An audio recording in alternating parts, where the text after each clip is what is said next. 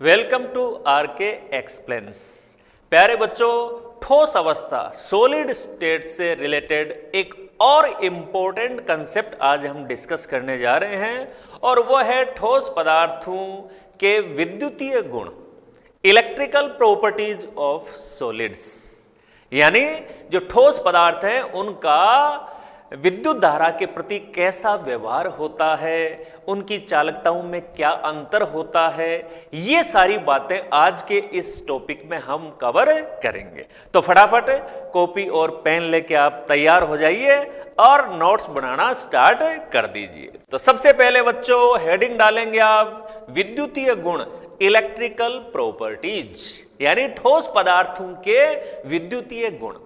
देखिए, पदार्थों का विद्युतीय गुण है, उनको मापने का जो सबसे अच्छा पैमाना, सबसे अच्छी जो स्केल होती है या सबसे अच्छी जो इकाई होती है वो होती है उसकी चालकता, कंडक्टेंस, उसकी चालकता। चालकता के मान से हमें यह पता लगता है कि कोई भी पदार्थ विद्युत के प्रति अच्छा चालक है या वो विद्युत रोधी है या वो अर्धचालक है, उसकी कैसी प्रकृति है, विद्युतीय गुण उसमें किस सीमा तक हैं, इसको जानने का सबसे अच्छा जो पैमाना है, सबसे अच्छी जो इकाई है वो है चालकता। तो इसी आधार पर हम सबसे पहले बच्चों ठोस पदार्थों को क्लासिफाई करेंगे, उन्हें 3 वर्गों में बांटते हैं। ये कंसेप्ट आपने छोटी क्लासेस में बहुत बार पढ़ा है कि ठोस पदार्थ हैं वो विद्युतीय गुणों के आधार पर, चालकता के आधार पर 3 प्रकार के होते हैं। कौन कौन से? चालक, कुचालक या जिनको विद्युत रोधी कहते हैं, और अर्धचालक। तो वही अपना कंसेप्ट है, यहीं से हम आज की बात शुरू करेंगे। तो लिखिए, नोट करिए, नोट कर लें आप। आज की ये जो हेडिंग आपने डाला है इसके आगे क्या अपने को लिखना है वो बात नोट करें। तो आप लिखेंगे चालकता व विद्युत धारा के प्रति, विद्युत धारा के प्रति व्यवहार के आधार पर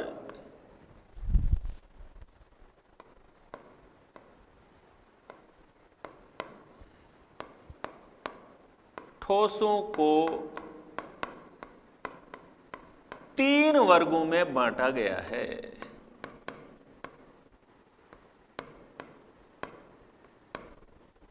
तीन वर्गों में बांटा गया है। क्लियर है बात? तो इस क्लासिफिकेशन का आधार क्या है? कोई भी वर्गीकरण हम करते हैं तो उसका कोई ना कोई बेसिस होता है, कोई ना कोई उसका आधार होता है। तो यहां पर हमें समझ में आ गया कि यहां जो ठोस पदार्थों को हम बांट रहे हैं 3 वर्गों में, उसका आधार है चालकता और विद्युत धारा के प्रति उसका व्यवहार। व्यवहार मतलब कई पदार्थ ऐसे होते हैं जिनमें से विद्युत धारा प्रवाहित होती है, कई पदार्थों में से नहीं होती है। ठीक है, दोनों एक दूसरे से रिलेटेड चीजें हैं, चालकता और विद्युत धारा के प्रति व्यवहार। चलिए बात को आगे बढ़ाते हैं, ये नोट कर लिया आपने। चलिए अब आगे पहली कैटेगरी देखते हैं बच्चों। सबसे पहली कैटेगरी हम देखते हैं नंबर 1 और वो हो जाएगी चालक, कंडक्टर्स।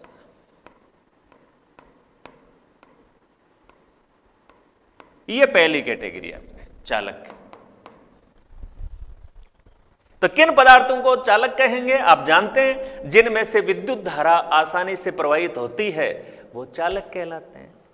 ठीक है, अब इसमें इसको और ज्यादा क्लेरिफाई हम चालकता के मान से करेंगे कि भाई चालकता का कितना मान होता है, इनमें चालकता की रेंज क्या है, किस रेंज में चालकता दर्शाने वाले पदार्थों को हम चालक यानी कंडक्टर्स कहते हैं। चलिए तो हेडिंग हो गया। ये हेडिंग होने के बाद बच्चों सबसे पहले इसमें कुछ एक पॉइंट्स के रूप में बच्चों इनको हम पढ़ेंगे। तो सबसे पहले आप लिखेंगे इनमें से विद्युत धारा का प्रवाह आसानी से होता है। तो विद्युत धारा के प्रति इनका क्या व्यवहार है, से क्लियर हो गया। इनमें इजीली आराम से विद्युत धारा प्रवाहित हो जाती है। तो जिनमें से आसानी से विद्युत धारा प्रवाहित होती है वे पदार्थ, वे ठोस पदार्थ क्या कहलाते हैं, चालक। अब नेक्स्ट जो इंपॉर्टेंट बात यहां पर इसमें हम बच्चों कवर करेंगे वो है इनकी चालकता, यानी हम इसमें रेंज पढ़ेंगे कि भाई कहां से कहां तक इनकी चालकता 10 की पावर 4 से 10 की power 7 ohm inverse metre inverse होती है।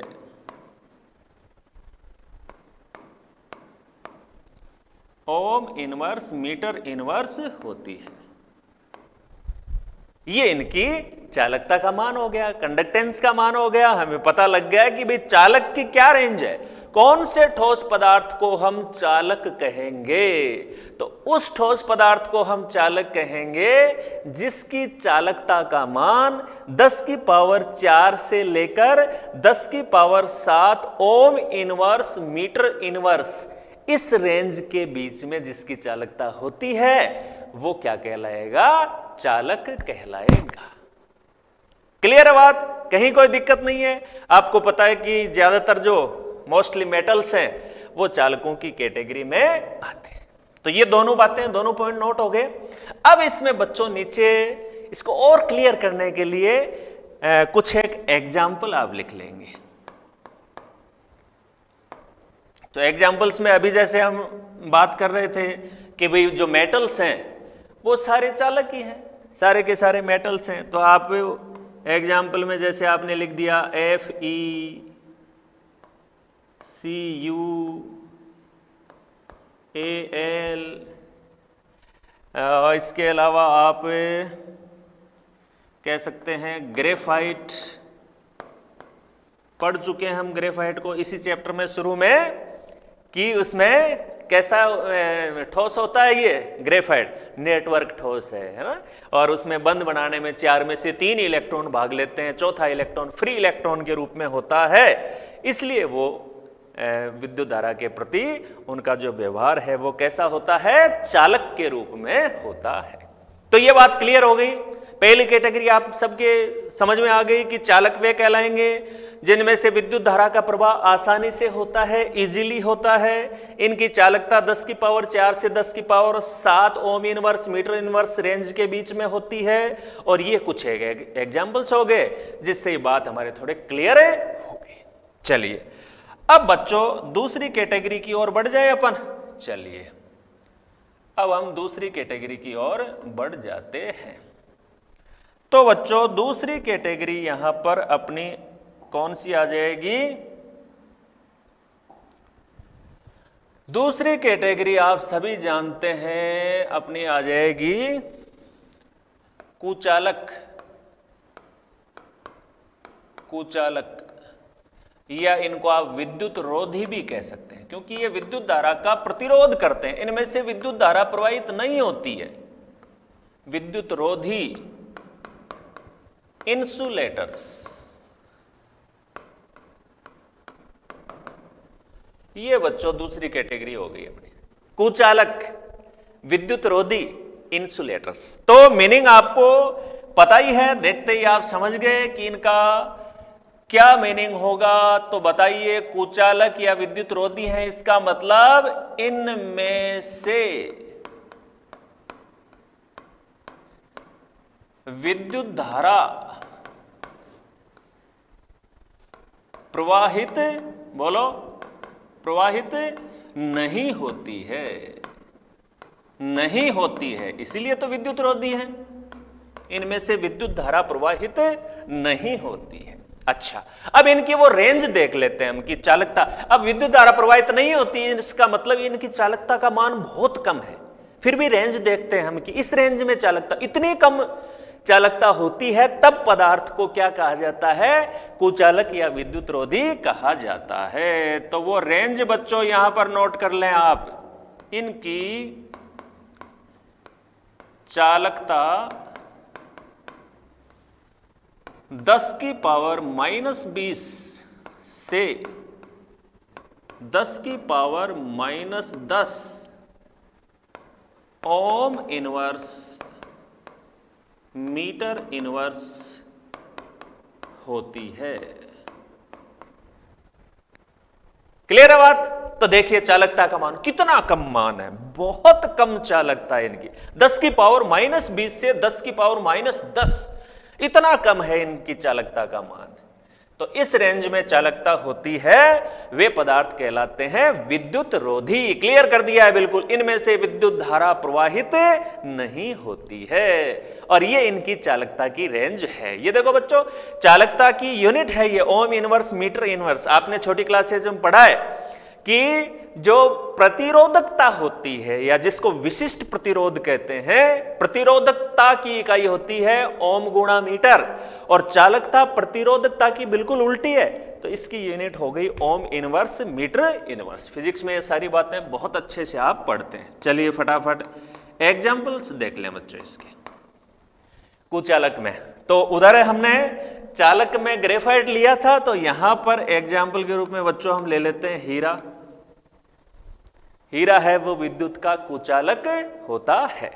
इसके अलावा कांच,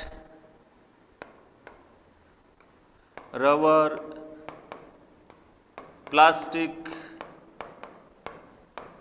लकड़ी, ये सारे ऐसे ठोस हैं जो विद्युत के कुचालक होते हैं, विद्युत रोधी होते हैं, इंसुलेटर्स हैं। इनमें से विद्युत धारा प्रवाहित नहीं होती है।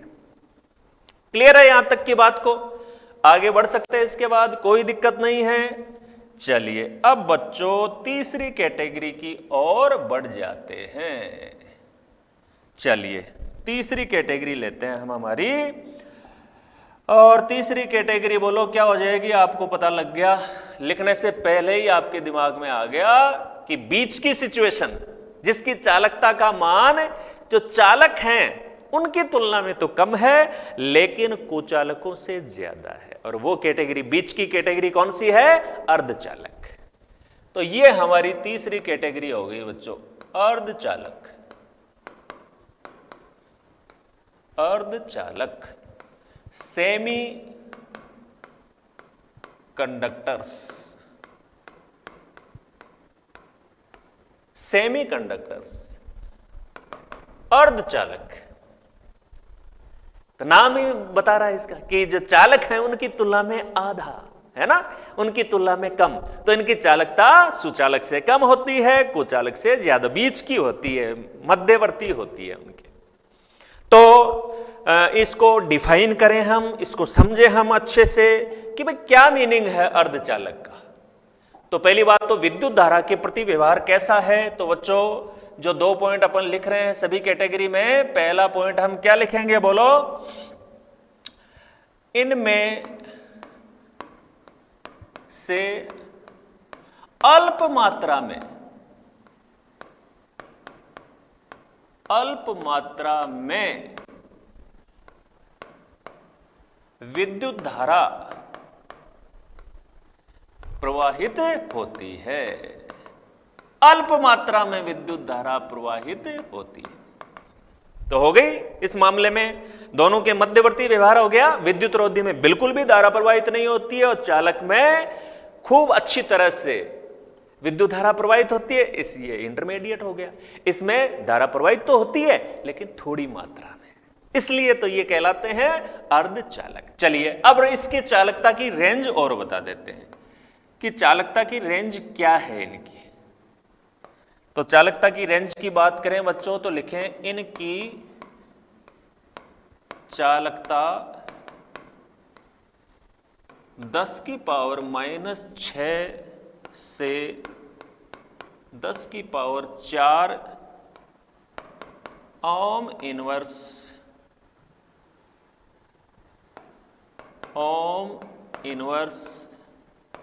मीटर इनवर्स होती है। तो दोनों बातें क्लियर हो गई। इनमें से अल्प मात्रा में, थोड़ी मात्रा में विद्युत धारा प्रवाहित होती है अर्धचालकों में से, और इनकी चालकता का मान 10 की पावर -6 से 10 की पावर +4, तो दोनों के बीच की हो गई रेंज। 10 की पावर -6 से 10 की power +4 ohm inverse metre inverse होती है। चलिए इनमें एग्जाम्पल्स देख लेते हैं, उदाहरण देख लेते हैं। और जो दो उदाहरण सेमीकंडक्टर्स के जिनको हम सबसे ज्यादा डिस्कस करेंगे वो कौन कौन से हैं? सिलिकॉन पहला, जिसका सिंबल होता है Si, और दूसरा उदाहरण बच्चों इसमें हम पढ़ेंगे जर्मेनियम Ze। बहुत महत्वपूर्ण एग्जाम्पल्स दोनों ही, सिलिकॉन और जर्मेनियम। तो ये सेमीकंडक्टर्स में ये दो एग्जाम्पल आपको लिख लेना है यहां पर, सिलिकॉन और जर्मेनियम Si, और आज के समय में तो इलेक्ट्रॉनिक्स में बहुत ज्यादा महत्वपूर्ण है सेमीकंडक्टर्स। आपके मोबाइल, लैपटॉप, टीवी सभी में जो टेक्नोलॉजी काम में आ रही है उसमें ये सेमीकंडक्टर सिलिकॉन, जर्मेनियम सबसे ज्यादा काम में आते हैं।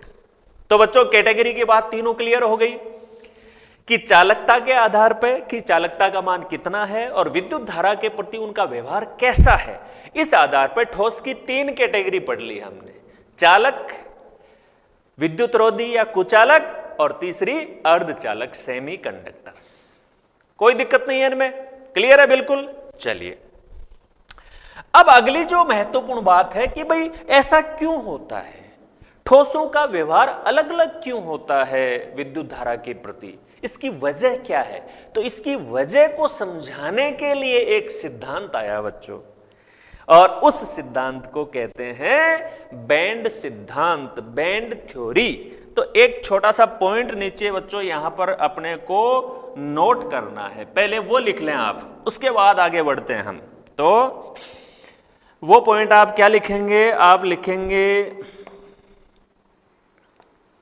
ठोस पदार्थों की चालकता में अंतर को समझाने हेतु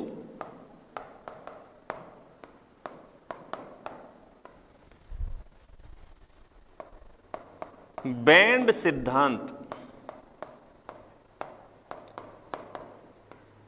दिया गया। अलग अलग क्यों है चालकता के मान? कई पदार्थों की चालकता बहुत ज्यादा है, उनको हम चालक कह रहे हैं। कईयों की चालकता बहुत कम है, जिनको हम कुचालक या विद्युतरोधी कह रहे हैं। कईयों की चालकता इंटरमीडिएट है, बीच की है, जिन्हें हम अर्धचालक कह रहे हैं। तो ये डिफरेंस क्यों है इनमें, ये अंतर क्यों है, इस बात को समझने के लिए एक थ्योरी आई, एक सिद्धांत आया, बैंड सिद्धांत। ठीक है, अब ये सिद्धांत क्या कहता है, ये सिद्धांत कैसे समझाता है इन तीनों के बीच में अंतर को, ये बात अब हम बच्चों आगे पढ़ेंगे। क्लियर है बात? तो चलिए नेक्स्ट ले लेते हैं अपन। और नेक्स्ट आपकी कॉपी में बच्चों हेडिंग क्या आ जाएगा? बैंड सिद्धांत। बैंड सिद्धांत।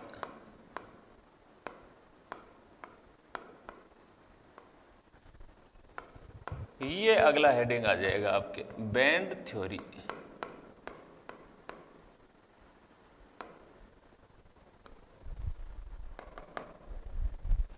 बैंड सिद्धांत, बैंड थ्योरी बहुत इंपॉर्टेंट है। ये तीनों जो कैटेगरी हैं उनके बीच में ये डिफरेंस क्यों है, इसको बहुत अच्छे से क्लियर करता है। तो बैंड सिद्धांत के आधार पे इन तीनों में कैसे डिफरेंशिएट करें, इस बात को समझने के लिए फटाफट बच्चों बिल्कुल शॉर्ट में अपन ये देख लेते हैं कि भाई बैंड सिद्धांत है क्या, क्या कहा गया है इसमें।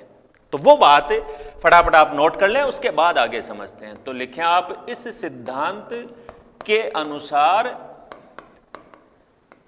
इस सिद्धांत के अनुसार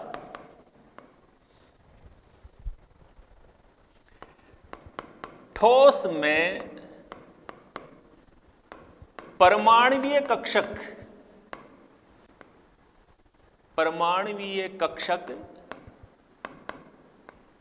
मिलकर आणविक कक्षक बनाते हैं। यानी जो एटॉमिक ऑर्बिटल्स हैं वो मिलकर मॉलिक्यूलर ऑर्बिटल्स बना लेते हैं। ये बात हम पहले भी पढ़ चुके हैं कि परमाणुवीय कक्षक आपस में मिलकर आणविक कक्षक बनाते हैं। एटॉमिक ऑर्बिटल्स आपस में जुड़कर मॉलिक्यूलर ऑर्बिटल्स का निर्माण करते हैं। तो कुछ नया नहीं है बैंड सिद्धांत में जो बात कही है, ये बात हम पहले देख चुके हैं। इसमें जो नई बात है वो क्या है, वो अगली बात देखें।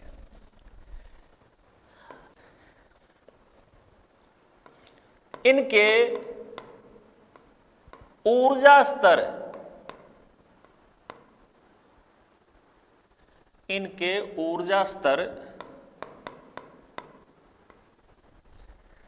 अब ठोस में क्या होता है आपको पता है कि परमाणु होते हैं वो बिल्कुल पास पास स्थित होते हैं। तो उनके जो मॉलिक्यूलर ऑर्बिटल्स हैं, उनके जो एनर्जी लेवल्स हैं, जो ऊर्जा स्तर हैं, वो भी बहुत पास पास है ना। तो वो बहुत पास पास होते हैं जब ऊर्जा स्तर, तो वो मिलकर एक पट्टी बना लेते हैं, एक बैंड बना लेते हैं। बैंड का मतलब होता है पट्टी, एक स्ट्रिप के रूप में संरचना बनती है, उसको बैंड कहा जाता है। जैसे स्पोर्ट्स में खेलते समय प्लेयर होते हैं वो रिस्ट के ऊपर एक पट्टी सी लगाते हैं ना, इस प्रकार से, जिसको रिस्ट बैंड कहते हैं। तो बैंड का मतलब यहां पर जो स्ट्रिप बनती है वो बैंड है। तो इनके ऊर्जा स्तर अत्यंत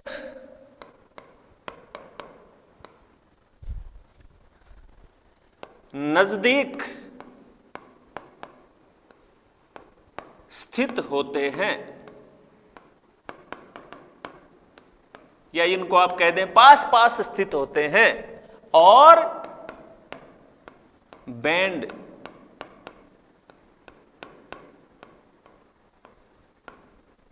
बनाते हैं। पास पास जब बच्चों ऊर्जा स्तर होते हैं तो उनसे पूरी एक बैंड का निर्माण हो जाता है। जैसे इस प्रकार से ये ऊर्जा स्तर, इसके पास दूसरा ऊर्जा स्तर, तीसरा ऊर्जा स्तर, चौथा, पांच, इस प्रकार से पास पास जब ऊर्जा स्तर होते हैं तो ये इनसे स्ट्रिप या बैंड का निर्माण हो जाता है। तो ये बैंड सिद्धांत की सबसे इंपॉर्टेंट जो कंसेप्ट है कि भाई ठोस में होता क्या है कि परमाणुवीय कक्षक आपस में मिलकर आणविक कक्षक बनाते हैं। ठीक है।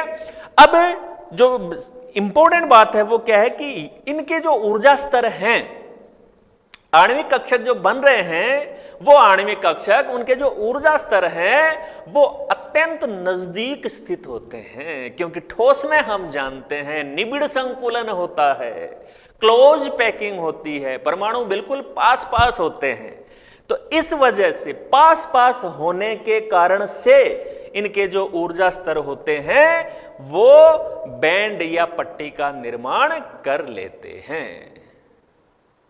क्लियर है बात? चलिए, अब ये जो बच्चों बैंड्स इसमें बनते हैं ये दो तरीके के होते हैं। तो लिखें आप, इनमें दो प्रकार के बैंड बनते हैं। दो प्रकार के बैंड बनते हैं बच्चों। वो दो प्रकार कौन कौन से हैं उनको देखो। नंबर एक, संयोजक बैंड। संयोजक बैंड, वैलेंस बैंड। अब इन बैंड का नाम है वो सीधा सीधा है कि वो जो भाई बैंड या जो स्ट्रिप होती है वो अभी अपन ने डिस्कस किया क्या होता है, वो ऊर्जा स्तरों के मिलने से ही तो बना है ना। तो वो उसके बनने में कौन से कक्षक भाग ले रहे हैं, कौन से कक्षक भाग ले रहे हैं। अगर उसमें वैलेंस सेल्स भाग ले रहे हैं, संयोजकता कोष भाग ले रहे हैं, तो उनसे बना हुआ जो बैंड है वो क्या हो जाएगा, संयोजक बैंड हो जाएगा, वैलेंस बैंड हो जाएगा। ठीक है, इसी प्रकार से यदि उसमें संयोजकता बैंड, संयोजकता कोष या संयोजकता ऊर्जा स्तर, आपको पता है बच्चों कौन सा होता है, किसी भी परमाणु का सबसे बाह्यतम जो कोष होता है वो संयोजकता कोष होता है। और उसके बाद जो कक्षक आते हैं वो तो बिल्कुल खाली होते हैं, रिक्त होते हैं, एम्प्टी होते हैं, उनमें कोई इलेक्ट्रॉन नहीं होते। तो वो जो खाली कक्षक होते हैं वो मिलकर खाली कक्षकों से, रिक्त कक्षकों से जिस बैंड का निर्माण होता है वो कहलाएगा चालन बैंड। क्योंकि देखो, चालन होने के लिए इलेक्ट्रॉनों का प्रवाह होना जरूरी है। आवेशों का प्रवाह, इलेक्ट्रॉन का प्रवाह ही तो विद्युत धारा है, और वो प्रवाह होने के लिए खाली जगह होना जरूरी है, खाली कक्षक होना जरूरी है। तो यहां जाकर इलेक्ट्रॉन में प्रवाह होता है, इसी वजह से चालकता होती है। इसलिए इसको बच्चों कहा जाता है चालक बैंड। कौन सा बैंड है ये, चालक बैंड, कंडक्शन बैंड।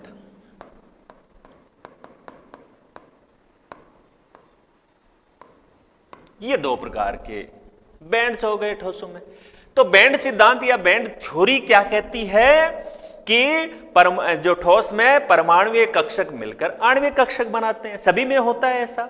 और ये आणविक कक्षक होते हैं, इनमें ऊर्जा स्तर अत्यंत नजदीक होते हैं, बहुत पास पास होते हैं, अतः वे मिलकर वो बहुत नजदीक स्थित होते हैं और बैंड बनाते हैं, बैंड का निर्माण कर लेते हैं। पास पास स्थित होने से एक पट्टी या बैंड का निर्माण हो जाता है। ठीक है, और ये बैंड दो प्रकार के होते हैं, संयोजक बैंड और चालक बैंड, वैलेंस बैंड और कंडक्शन बैंड। अब इनमें से जो संयोजक बैंड है वो तो संयोजकता कोषों से मिलकर बने हुए हैं, और जो चालक बैंड हैं वो रिक्त ऊर्जा स्तरों से, रिक्त कक्षकों से मिलकर बने हुए हैं। क्लियर है यहां तक की बात को? तो बिल्कुल एक शॉर्ट रूप में, शॉर्ट एंड स्वीट तरीके से आपको ये बैंड सिद्धांत लिखना है, बस केवल इतनी बात इसमें नोट करनी। अब उस मूल बात पे वापस आ जाते हैं कि ये बैंड सिद्धांत कैसे अंतर स्पष्ट करता है चालक में, कुचालक में और अर्धचालक में, उनके व्यवहार में अंतर को कैसे क्लियर करता है ये, इस बात को हम पढ़ते हैं। तो आगे बढ़ जाएं इसके बाद। तो नीचे बच्चों क्या बात आपको नोट करनी है वो देखते हैं सबसे पहले। तो नीचे आपको नोट करना है ये महत्वपूर्ण पॉइंट, आप लिखेंगे चालक, कुचालक व अर्धचालक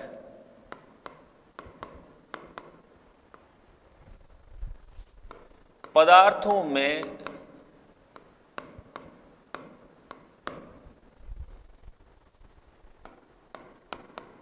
संयोजक बैंड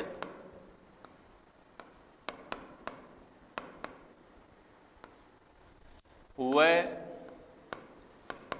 चालक बैंड की स्थिति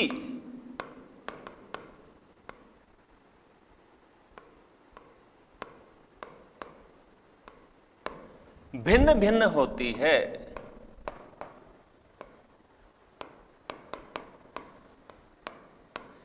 इसी कारण इनकी चालकता में अंतर होता है। देखो कितनी इंपॉर्टेंट बात है, कह रहा है कि फिर ये बैंड सिद्धांत कहां कैसे बता रहा है ये कि चालक, कुचालक और अर्धचालक की चालकताओं में डिफरेंस क्यों है, उनकी चालकताओं में अंतर क्यों है।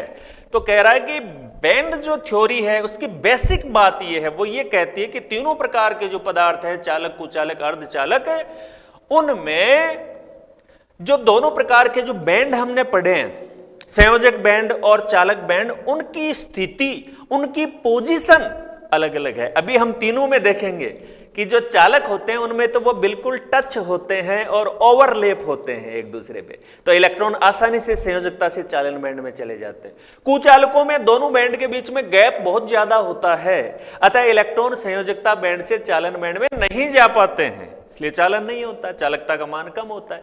अर्धचालक में बीच की स्थिति है, उसमें इतना गैप होता है दोनों के बीच में कि कुछ इलेक्ट्रॉन चालन बैंड में पहुंच जाते हैं और कुछ इलेक्ट्रॉन चालक बैंड में जाएंगे तो अल्प मात्रा में विद्युत धारा का प्रवाह होगा। इस तरह से देखो बैंड सिद्धांत इन बैंड्स की जो पोजीशन है उसके आधार पर तीनों को अच्छे से क्लियर करता है। तो बच्चों इस बात को समझने की ओर आगे बढ़ जाएं हम। चलिए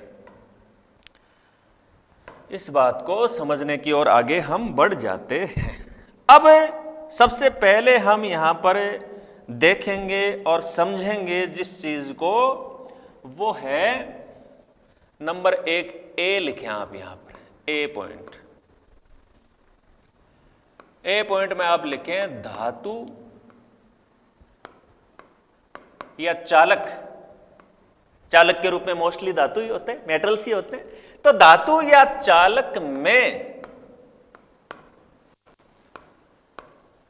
विद्युत धारा का चालन, यानी हम ये समझना चाहते हैं अब बैंड सिद्धांत के आधार पर कि जो धातु होते हैं, मेटल्स होते हैं, जो कंडक्टर्स होते हैं, चालक, उनमें विद्युत धारा आसानी से प्रवाहित क्यों हो जाती है। पहले अपन ने कैटेगरी में पढ़ा कि इनमें से विद्युत धारा प्रवाहित होती है आसानी से। अब यहां पर इस बैंड सिद्धांत के आधार पर ये हम समझेंगे कि इनमें से आसानी से विद्युत धारा प्रवाहित क्यों होती है, उसके पीछे रीजन क्या है, वो इंपॉर्टेंट बात यहां पर अपने को बच्चों समझनी है। तो बैंड सिद्धांत के आधार पर पूरी बात को क्लियर करेंगे। देखो सबसे पहले इसमें अपने को सिचुएशन देखनी है। हमने ऊपर कहा है कि चालक, कुचालक, अर्धचालक तीनों में बैंड्स की पोजीशन अलग अलग होती है। तो सबसे पहले चालक की या धातु में क्या पोजीशन है उसकी बात करते हैं। तो आप लिखेंगे इनमें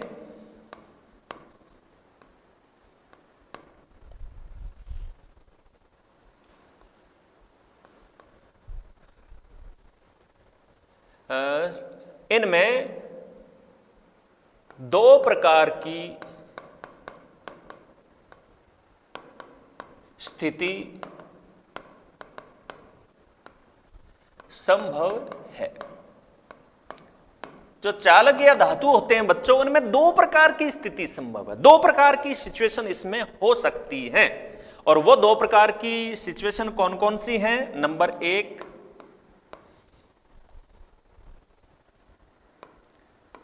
आंशिक भरे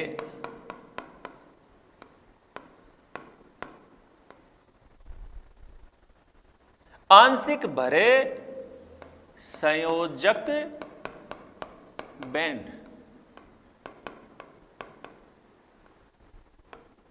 पार्शियली फिल्ड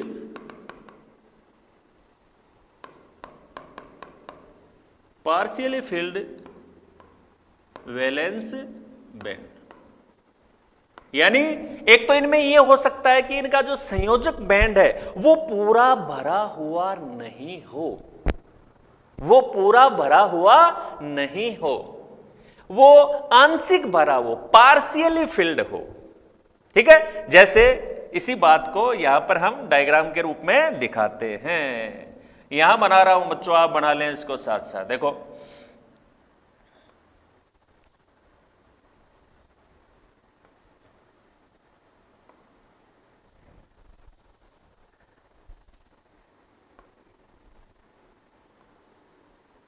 इनका ये संयोजक बैंड है और ये आंशिक रूप से भरा हुआ है, पूरा भरा हुआ, कंप्लीटली फिल्ड नहीं है बच्चों, ये आंशिक रूप से भरा हुआ है।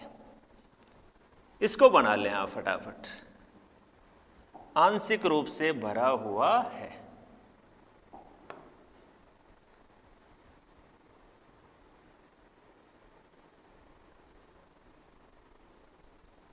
ये देखिए आंशिक रूप से भरा हुआ कौन सा बैंड है? संयोजक बैंड।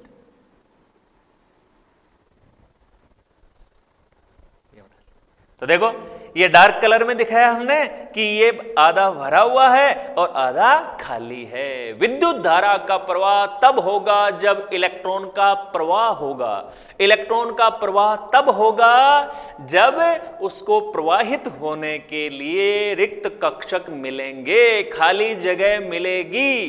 तो ये पार्शियली फील्ड अगर उसमें संयोजक बैंड है तो उसमें इलेक्ट्रॉनों के प्रवाह के लिए जगह मिलेगी और इलेक्ट्रॉनों का प्रवाह होगा तो उनमें विद्युत धारा का प्रवाह आसानी से होगा। क्लियर है बात? इसको समझने में कहीं कोई दिक्कत नहीं है? बना लिया इसको आपने? आगे बढ़ जाऊं मैं। अब वो जो दूसरी सिचुएशन की अपन बात कर रहे थे उसको देखते हैं कि एक सिचुएशन तो आंशिक रूप से भरे हुए संयोजक बैंड हो इनमें, ठीक है।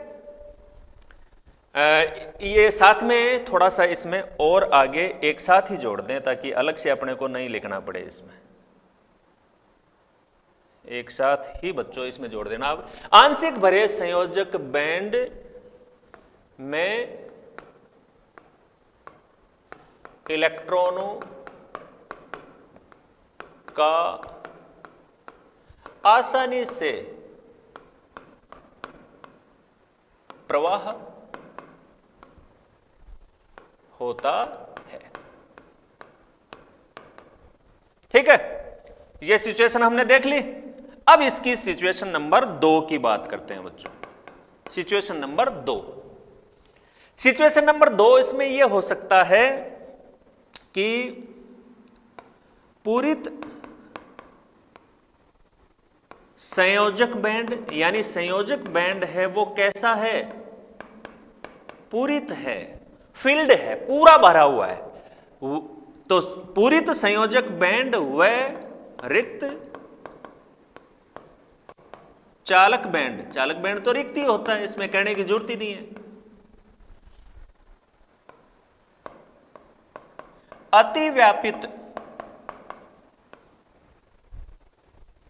अतिव्यापित यानी ओवरलैप्ड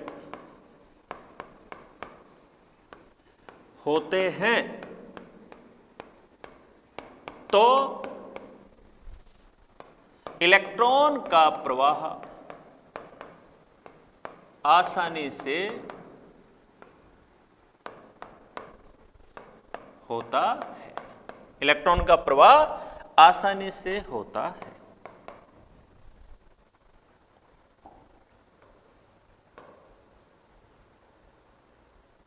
ये देखिए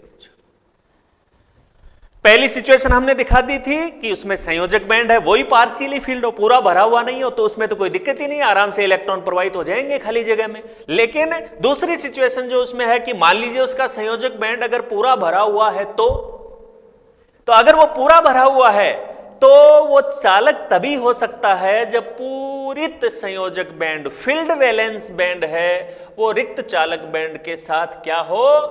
अतिव्यापित हो, ओवरलैप्ड हो। ओवरलैप्ड का मतलब दोनों एक दूसरे को कुछ हद तक ढक रहे हैं। ऐसी सिचुएशन में यदि हैं तो इलेक्ट्रॉन के बीच में इलेक्ट्रॉनों को खाली जगह में जाने में कोई दिक्कत नहीं है, वो तो टच है, ओवरलैप्ड है, आराम से संयोजक बैंड जो पूरा भरा हुआ उसमें से इलेक्ट्रॉन आसानी से रिक्त जो चालक बैंड है उसमें चले जाएंगे।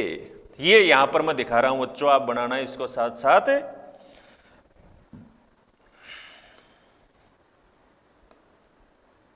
इसको यहां पर बना लेता हूं मैं।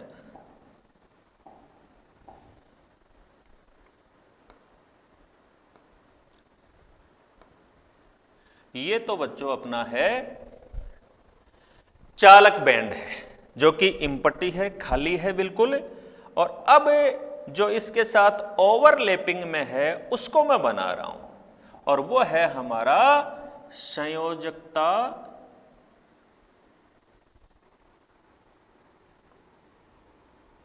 वो है संयोजक बैंड। ये मैंने बना लिया संयोजक बैंड, ठीक है। संयोजक बैंड है ये बच्चों, पूरा भरा हुआ है तो भरा हुआ दिखा देंगे इसको, क्या दिक्कत है। और ये बीच में ये एरिया है, ये हमने ओवरलैपिंग को समझाने के लिए ये रख दिया है। ये देखिए,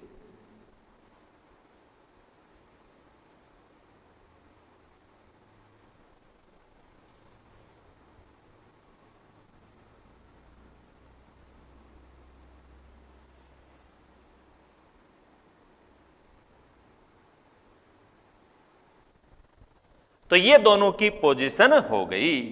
यहां पर इनका बच्चों में नाम भी लिख देता हूं ताकि आराम से अपने समझ में आ जाए बात। देखिए, ये तो है अपना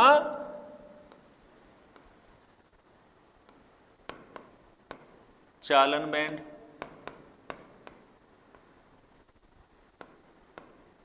कंडक्शन बैंड,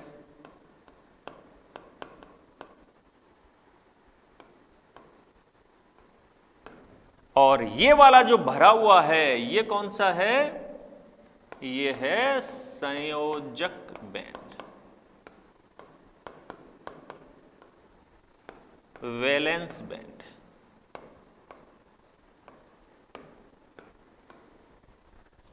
तो दोनों ओवरलैपिंग की पोजीशन में हैं बच्चों, दोनों ने कुछ सीमा तक, अब इसमें इसको अच्छी तरह से दिखा देता हूं, कुछ सीमा तक दोनों ने एक दूसरे को ढक रखा है। देखो, इसका ऊपर वाले चालन बैंड का इतना हिस्सा इस नीचे वाले संयोजक बैंड से ओवरलैप्ड है, इतना हिस्सा इसके द्वारा इसका ढक लिया गया है। समझ गए बात को? इस वजह से इलेक्ट्रॉनों को आसानी से इसमें जाने में कोई दिक्कत ही नहीं है, कोई बीच में गैप ही नहीं है, इलेक्ट्रॉन बिल्कुल आराम से, तो इलेक्ट्रॉन का प्रवाह आसानी से होता है। ठीक है, इस वजह से वो विद्युत के अच्छे चालक हैं। ये सिचुएशन बना लिया आपने, नोट कर लिया इसको। चलिए आगे बढ़ जाएं। इसके बाद तो अब आप नीचे बच्चों नोट कर लें,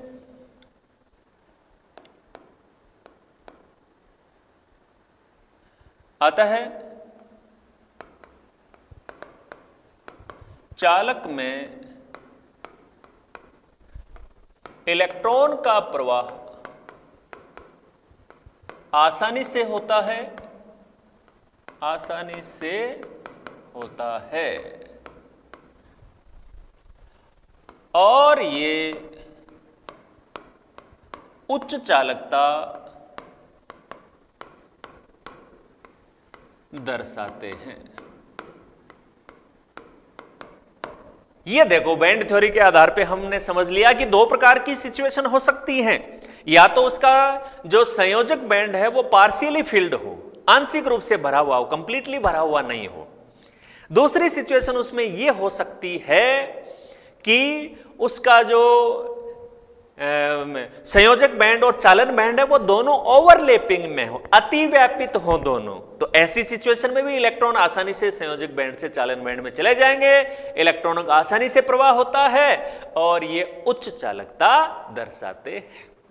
क्लियर है बात? इतनी, कहीं कोई दिक्कत नहीं है। चलिए अब नेक्स्ट कैटेगरी बच्चों, कुचालक वाली जो बात है उसको और समझते हैं। भाई कुचालक में बैंड्स की ऐसी क्या पोजीशन है कि वो जा नहीं पाते और उनमें से विद्युत धारा का प्रवाह क्यों नहीं हो पाता है? तो ये नंबर 2 सिचुएशन बच्चों आप नोट करेंगे, लिखेंगे नंबर 2 पर कि कुचालक या विद्युत रोधी ठोस में पूरित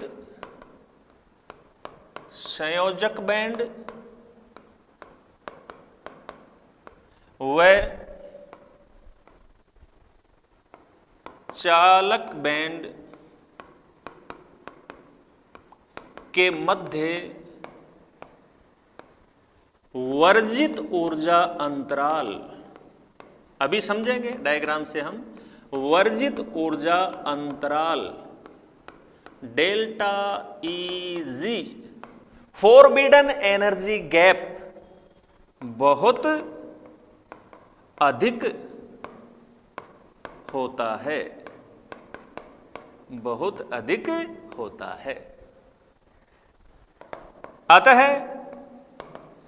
इलेक्ट्रॉन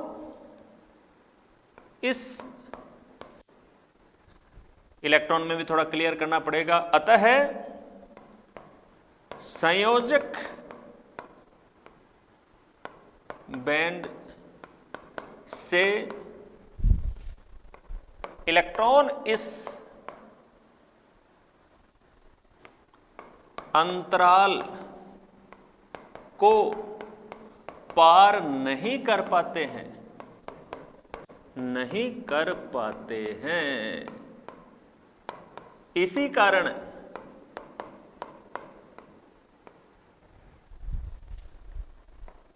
इनमें विद्युत धारा का प्रवाह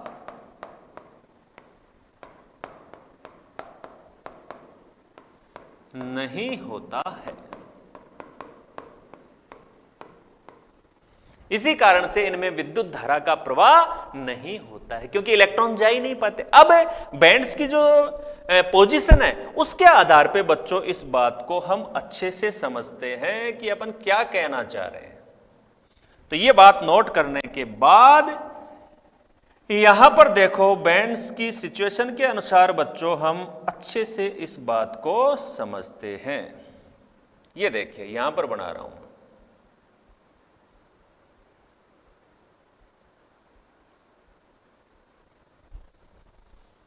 ये तो हो गया इसमें रिक्त चालन बैंड, ठीक है। अच्छा, अब इसके बाद दूसरा अपन यहां पर ले रहे हैं वो है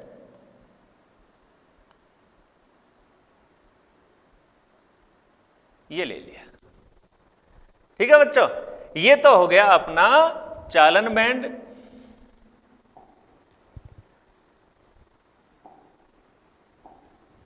ये ऊपर वाला तो हो गया चालन बैंड और ये नीचे वाला हो गया संयोजक बैंड। और ये देखिए इनके बीच में एनर्जी का जो गैप है, एनर्जी का गैप इसमें थोड़ा सा और बड़ा दिखाते हैं अपन। एनर्जी का गैप थोड़ा सा और बड़ा इसमें दिखाता हूं मैं।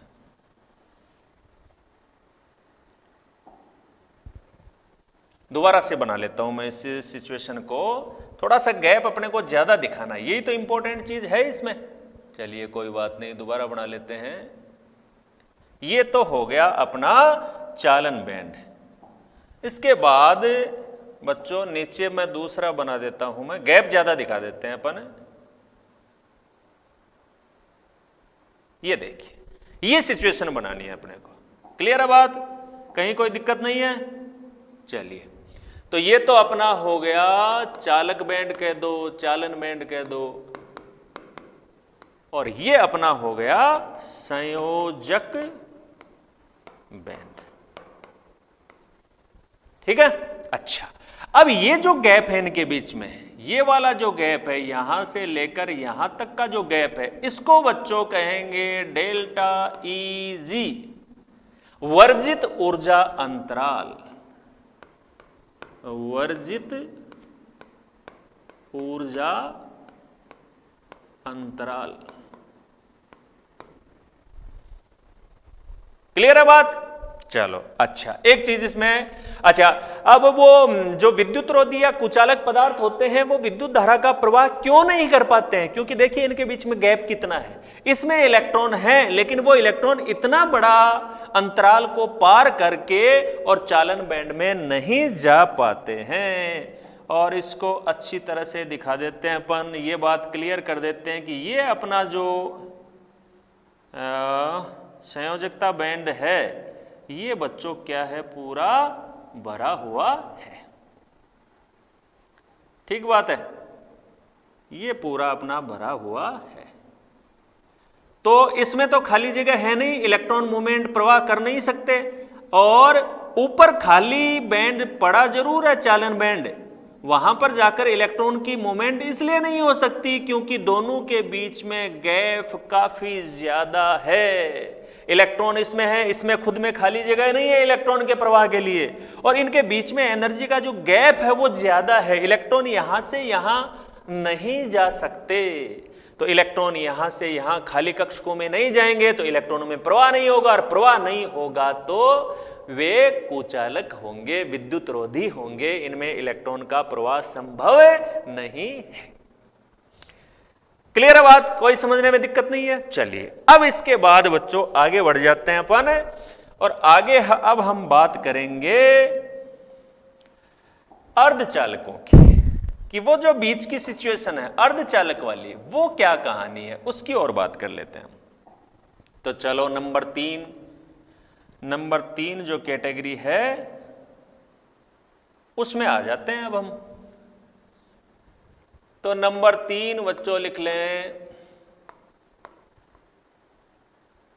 अर्ध चालकों में विद्युत धारा का प्रवाह। अर्धचालकों में विद्युत धारा का प्रवाह, हम देखते हैं कि हमने चालक को समझ लिया कि उसमें या तो जो संयोजक बैंड है वो आंशिक भरा हुआ होगा तो उसमें इलेक्ट्रॉन का प्रवाह हो जाएगा, अगर वो पूरा भरा हुआ है तो वो चालन बैंड के साथ अतिव्यापित होता है, तब भी इलेक्ट्रॉन आसानी से प्रवाह कर लेंगे, इसलिए वो अच्छे चालक होते हैं, उनकी चालकता का मान उच्च होता है। फिर विद्युत रोधी में हमने समझ लिया कि भरा हुआ जो संयोजक बैंड है उसमें और जो खाली चालन बैंड है दोनों के बीच में गैप बहुत ज्यादा है, फॉरबिडन एनर्जी गैप, वर्जित ऊर्जा अंतराल बहुत ज्यादा है, इस वजह से इलेक्ट्रॉन संयोजक बैंड से चालन बैंड में नहीं जा पाते, प्रवाह नहीं होता, तो वो विद्युत धारा के कुचालक होते हैं, विद्युत रोधी होते हैं। अब ये जो बीच वाला जो पदार्थ है अर्धचालक सेमीकंडक्टर्स, इनकी सिचुएशन को और समझते हैं कि इनमें क्या पोजीशन है। तो इनमें सबसे पहले बैंड्स की क्या पोजीशन है उस बात को नोट कर लेते हैं और फिर बैंड्स की पोजीशन को हम दिखा देंगे। चलिए तो नोट करें सबसे पहले तो आप इनमें संयोजक बैंड व चालन बैंड के मध्य वर्जित ऊर्जा अंतराल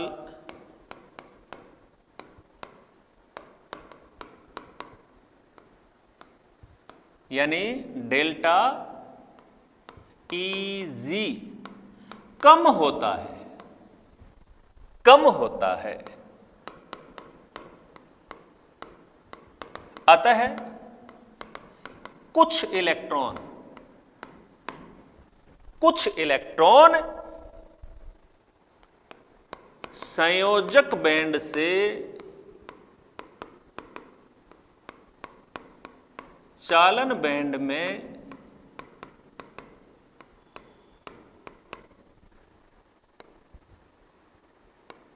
चले जाते हैं,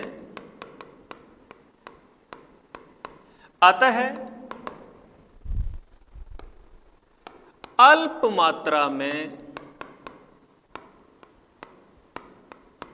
विद्युत धारा का प्रवाह होता है, अल्प मात्रा में विद्युत धारा का प्रवाह होता है। ये इनमें अंतर है। तो जो सेमीकंडक्टर्स हैं, सेमीकंडक्टर्स में जो वैलेंस बैंड है और जो कंडक्शन बैंड है, दोनों के बीच में जो डेल्टा Eg ऊर्जा का जो अंतराल है, फॉरबिडन एनर्जी गैप है, जो इलेक्ट्रॉन को रोकता है, फॉरबिड करता है आगे जाने से, वो अंतराल इनमें कम है, कुचालकों की तुलना में कम है। वो तो कुचालक में तो गैप ज्यादा था इसलिए इलेक्ट्रॉन जा ही नहीं पा रहे थे, लेकिन इसमें क्योंकि ये गैप कम है, अतः कुछ इलेक्ट्रॉन यानी कम संख्या में कुछ इलेक्ट्रॉन संयोजक बैंड से चालन बैंड में चले जाते हैं, और थोड़ी संख्या में इलेक्ट्रॉन जाएंगे तो थोड़ी मात्रा में यानी अल्प मात्रा में विद्युत धारा का प्रवाह इनमें होता है। अब इस बात को बैंड्स की जो पोजीशन है बच्चों उसके रूप में फटाफट हम दिखा देते हैं। चलिए बना लें आप लोग। ये देखिए, ये अपना हो गया कौन सा, चालन बैंड, और इसके नीचे यहां मैं बना देता हूं, ये हो गया संयोजक बैंड। और इनके बीच में जो गैप हमने दिखाया है, आप अच्छे से देख पा रहे हैं इस बात को, जो गैप हमने दिखाया है वो बहुत क्या दिखाया है, कम, कुचालकों की तुलना में बहुत कम दिखाया है। तो ये अपना हो गया चालक बैंड, ये अपना हो गया संयोजक बैंड, ठीक है जी। और इनके बीच में ये जो डेल्टा ई जी है वो आप देख रहे हैं कि कुचालकों की तुलना में कम है। एक काम अपने को और इसमें करना पड़ेगा, और वो ये है कि हमें ये शो करना है कि संयोजकता कोष इनका भरा हुआ है। ये अगर खाली होता, आंशिक रूप से पूरा रिक्त तो हो ही नहीं सकता, क्योंकि संयोजकता कोष का मतलब ही ये होता है कि बाह्यतम इलेक्ट्रॉन युक्त बाह्यतम कोष, तो इलेक्ट्रॉन युक्त तो ये होना ही होना है।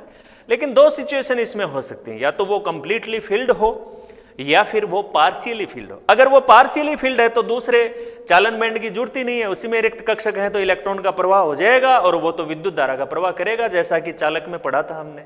और बाकी दोनों जो ये हैं उनमें क्या होता है बच्चों कि ये पूरा भरा हुआ होता है, फील्ड होता है। अब ये फील्ड है तो इलेक्ट्रॉन का प्रवाह के लिए चालन बैंड ही बचता है। अगर चालन बैंड थोड़ा नजदीक है, वहां तक अगर इलेक्ट्रॉन जा सकते हैं तो उनमें प्रवाह हो जाएगा, जैसा कि अर्धचालक में होता है। और अगर वो काफी दूर है, डेल्टा ईजी का मान ज्यादा है, तो वो नहीं जा पाएंगे, जैसा कुचालक में है। तो अर्धचालक में बीच की सिचुएशन है, चालक की तरह ये बिल्कुल टच भी नहीं है, ओवरलैप्ड यानी अति व्यापित भी नहीं है, तो कुचालक की तरह इनमें बहुत ज्यादा गैप भी नहीं है। बीच की सिचुएशन है, एनर्जी गैप जरूर है, फॉरबिडन एनर्जी गैप, वर्जित ऊर्जा अंतराल इनमें है, लेकिन वो कुचालक की तुलना में कम है। इसलिए कुछ इलेक्ट्रॉन भरे हुए संयोजक बैंड से इस गैप को पार करके चालक बैंड में चले जाते हैं और उनमें प्रवाह होता है इलेक्ट्रॉन का। इस वजह से अल्प मात्रा में ये विद्युत धारा का प्रवाह करते हैं। तो देखो बच्चों, जो बैंड थ्योरी है वो कितने अच्छे से, कितना इजीली तीनों की प्रकृति में जो अंतर है, चालक, विद्युतरोधी और अर्धचालक की प्रकृति में, कितने अच्छे से वो एक्सप्लेन करती है कि भाई ऐसा क्यों होता है, तीनों अलग अलग व्यवहार क्यों दर्शाते हैं विद्युत धारा के प्रति। तो बैंड सिद्धांत कहता है कि उसकी वजह है तीनों में संयोजक बैंड और चालक बैंड की स्थिति में अंतर का होना, जैसा कि ऊपर अपन ने नोट किया था। तो जो चालक होते हैं उनमें बैंड बिल्कुल टच होते हैं, अति व्यापित होते हैं। कुचालकों में दोनों के बीच गैप काफी ज्यादा होता है और अर्धचालक में गैप दोनों का मध्यवर्ती होता है। चालक की तुलना में ज्यादा होता है लेकिन कुचालक की तुलना में कम होता है। क्लियर है बात? आगे बढ़ जाए इसके बाद। अब ये बात लगभग यहां पर बच्चों अपनी पूरी हो गई और सारांश के रूप में, कंक्लूजन के रूप में जो बात यहां पर आप लिखेंगे वो नोट कर लें। अपने को यहां पर कंक्लूजन के रूप में क्या लिखना है वो चीज लिखें, वो चीज फटाफट अपन नोट कर लेते हैं। इस प्रकार संयोजक बैंड व चालन बैंड की स्थितियों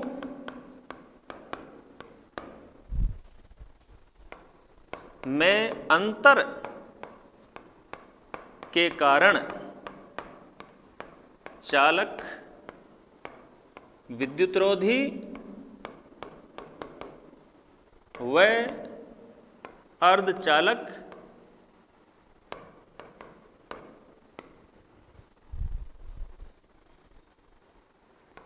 पदार्थों की चालकताओं में अंतर होता है। यानी जो डिफरेंस है इनकी चालकताओं में, चालक पदार्थ की चालकता बहुत ज्यादा है, विद्युत रोधी की बिल्कुल कम है, अर्धचालक की इंटरमीडिएट है, मध्यवर्ती है, उसकी वजह है संयोजक बैंड और चालक बैंड की स्थितियों में अंतर, अलग अलग पोजीशन है। तो पूरी बात मैं समझता हूं आपके दिमाग में अच्छे से क्लियर हो गई। चलिए अब लास्ट में बच्चों अपनी बात को खत्म करते हैं हम, और इससे पहले लास्ट में एक हल्का सा टॉपिक देख लेते हैं अपन, चालकता पर ताप का प्रभाव। क्योंकि चालक अर्धचालक यहां पर पढ़ रहे हैं हम, तो इसके साथ अगर ये देख लिया जाए तो ये काफी अपने लिए फायदेमंद होगा। तो यहां पर आप लिख लें चालकता पर ताप का प्रभाव।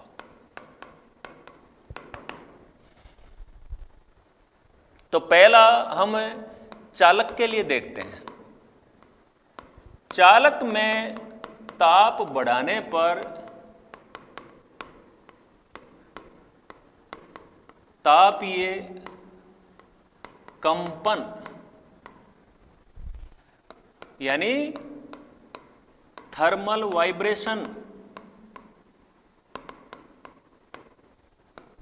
बढ़ते हैं। अतः इलेक्ट्रॉन के प्रवाह में बाधा आती है बच्चों, रुकावट आती है। इसी कारण चालकता घटती है। तो चालक में ताप बढ़ाने पर क्या होगा, उसकी चालकता पर क्या असर होता है? तो इलेक्ट्रॉन तो जितने संयोजक कोश में है वो ऑलरेडी उसके चालन बैंड में जा रहे हैं चालक।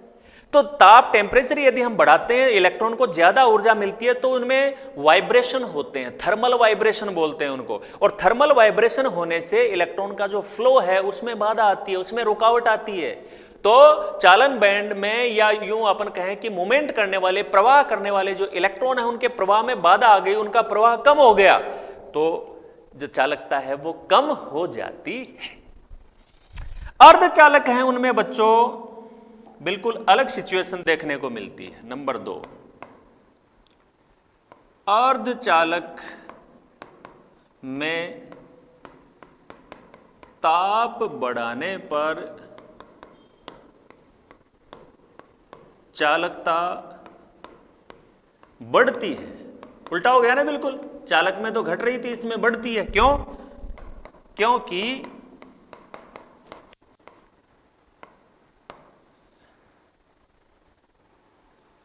क्योंकि ऊर्जा मिलने से, भाई गर्म करेंगे तो ऊर्जा मिलेगी, ऊर्जा मिलने से अधिक संख्या में इलेक्ट्रॉन संयोजक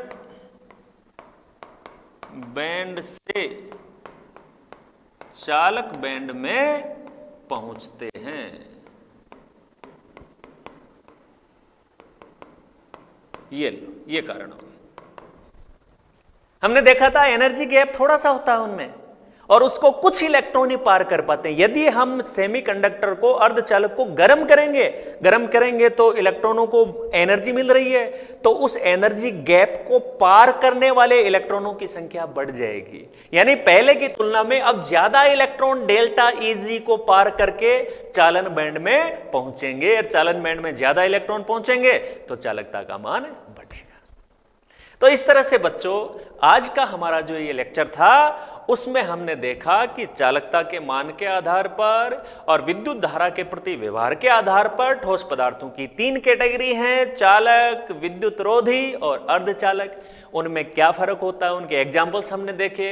इन तीनों की प्रकृति में अंतर क्यों है उसको समझाने के लिए जो एक बहुत ही फेमस थ्योरी है बैंड थ्योरी, उसको हमने देखा कि बैंड थ्योरी क्या कहती है, और बैंड थ्योरी के आधार पर इन तीनों में अपन ने अंतर किया कि जो चालक, अर्धचालक और कुचालक हैं उनकी चालकताओं में अंतर क्यों होता है।